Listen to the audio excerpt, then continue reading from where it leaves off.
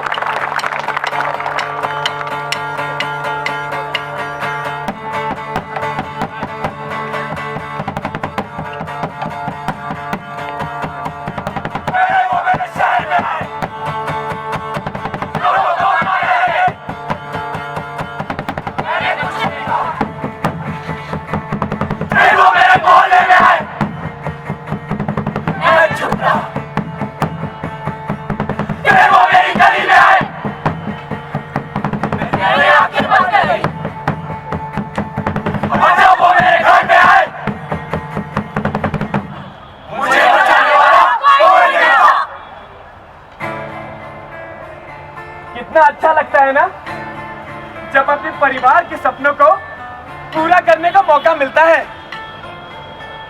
मेरी माँ वो तो इस दुनिया में नहीं, पर मेरे पिता ने मेरे लिए बहुत सपने देखे थे।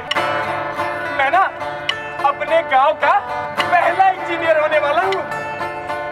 मेरे सेमेस्टर की फीस तक जमा करने के लिए मेरे पिता को चंदे इकट्ठा करने पड़ते थे।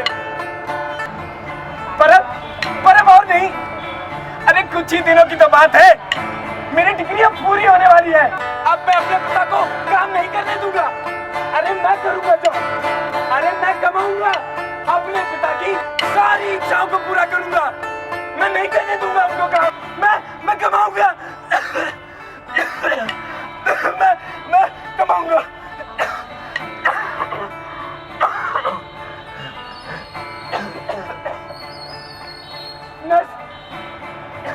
मुझे डॉक्टर से मिलना है। अभी डॉक्टर नहीं है, शाम को आना।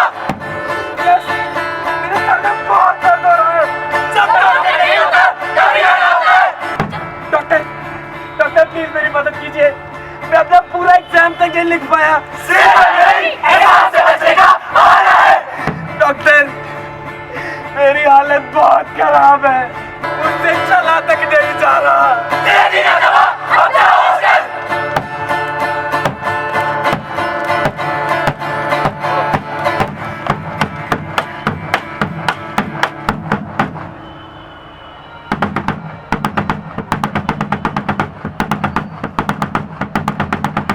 न पढ़ सका न लिख सका वो खुद को ना समझ सका, न पढ़ सका न लिख सका वो खुद को ना समझ सका। वो सबको था पुकारता कोई ना कुछ भी कर सका, वो सबको था पुकारता कोई ना कुछ भी कर सका। ये मन की जो पुकार है समाज की शिकार है, ये मन की जो पुकार है समाज की शिकार है।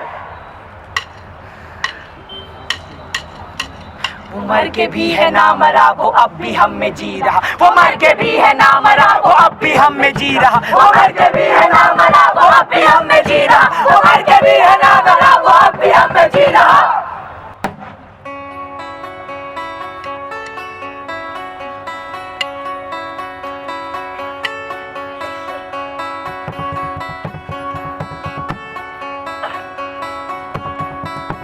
नमस्कार। हर एक परिवार, हर एक संस्थान का एक मुखिया होता है। वो मुखिया ये देखता है कि हम सब साथ मिलकर चले, वो मुखिया ये देखता है ताकि सब सही सलामत रहे। उस मुखिया के बिना किसी भी संस्थान को चलाना बहुत मुश्किल होता है। हम एनआईटी के छात्र, ये पूरी एनआईटी एक परिवार ही तो है, और इस परिवार का मुखिया, छोड़िए ना साहब, क्या बताएं। जरा फर्ज कीजिए आप अपने पापा के पास जाती हैं, उनसे कहती है पापा मम्मी की तबीयत बहुत खराब, और आपके पापा शहर छोड़ के बाहर निकल लेते हैं। जरा सोचिए आप अपने पापा के पास जाते हैं और उनसे कहते हैं पापा मुझे एक बीमारी, और आपके पापा आपको इलाज कराने के बजाय एक रूम में चुपचाप बंद हो जाते हैं। जरा गौर कीजिए, आप यहाँ चुपचाप बैठे, पुलिस आती है आपको उठाती है जेल में बंद कर देती है, और आपका मुखिया कुछ नहीं कहता, चुपचाप टीवी देखते रहता है। कहने को आप सबको सब कुछ पता है, लेकिन बोलना बहुत जरूरी है। जब वो मेरा साथी, आपका मित्र इस संस्थान में आया था, इस कॉलेज ने ली थी उसकी पूरी जिम्मेदारी। जब उसको इसकी सबसे ज्यादा जरूरत थी, कोई नहीं है उसके पास, उसके सामने कोई नहीं था। अरे डायरेक्टर साहब, आपका गुस्सा मेरे से है ना, हम सब से है ना। इस शरीर से क्या गुस्सा आपका? श्रद्धांजलि देने तो आते, उसकी मौत के जिम्मेदार उसकी बीमारी नहीं है, हमारी गलती थी। वो हमने अनदेखी की, पूरे सिस्टम की अनदेखी की, कॉम्प्रोमाइज किया हम सबने। आखिर कब तक हमारे कितने भाई, कितने मित्र, कितने स्टूडेंट्स की जाने देनी होगी? आपके अंदर इंसानियत की एक लो जगाने के लिए, आपको इंसानियत का पाठ पढ़ाने के लिए। हमें कुछ नहीं चाहिए आप सबसे, बस एक चीज चाहिए, साथ रहिए ताकि ये आंदोलन, ये मूवमेंट झुके ना, इसको दबाया ना जा सके। उदाहरण के तौर पर कहा जाता है ये कि दुनिया उदाहरणों से बदलती है, राय या मशवरे से नहीं। तो ये वो उदाहरण है, ये आंदोलन वो उदाहरण है, हम सब इसका उदाहरण है। जब पानी सर के ऊपर चला जाता है ना, तब हम देखते नहीं है कुछ, तब हमें नामंजूर नहीं होगा ये सिस्टम, हम सिस्टम को उखाड़ के फेंक देंगे। कोई भी देश परफेक्ट नहीं होता, इसे परफेक्ट हम बनाते हैं, हम सब मिलकर बनाते हैं।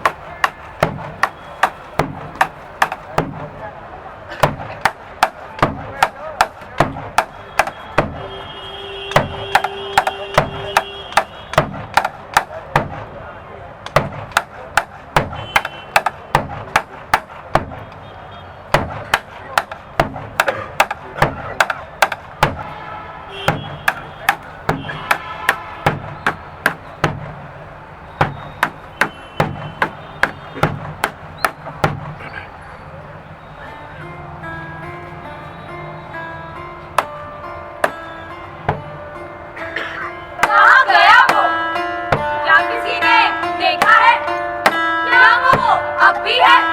पूछना हूँ तुमसे कि वो जा चुका, कि वो ना रहा हमारे बीच, जो कभी हमारा हिस्सा था। उसकी मौत का अफसोस कर भी मैं कुछ न कर सका। सोचता हूँ चोट लगने से तो जानवर भी रोता है। अपने हिस्से को दफन होता देख क्यों मेरा दिल नहीं रोता है? वक्त के साथ उसके ना होने का एहसास हो रहा है कम, और अब जिंदगी कट रही है मगर जिंदा नहीं है हम।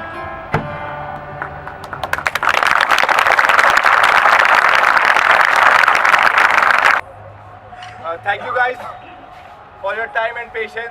मुझे पता है काफ़ी लोग हमें सुन नहीं पाए, बट इम्पोर्टेंट नहीं है कि हम ये नाटक कर रहे हैं। इम्पोर्टेंट ये है कि हम आज भी इस बात को याद रख रहे हैं कि किसी और की गलती की वजह से कोई और सजा नहीं खाएगा। बस यही बात मैं आप सबको बताना चाहता हूँ कि ये मोमेंट रुकना नहीं चाहिए जब तक हम अपने किसी मकसद तक नहीं पहुँच जाते।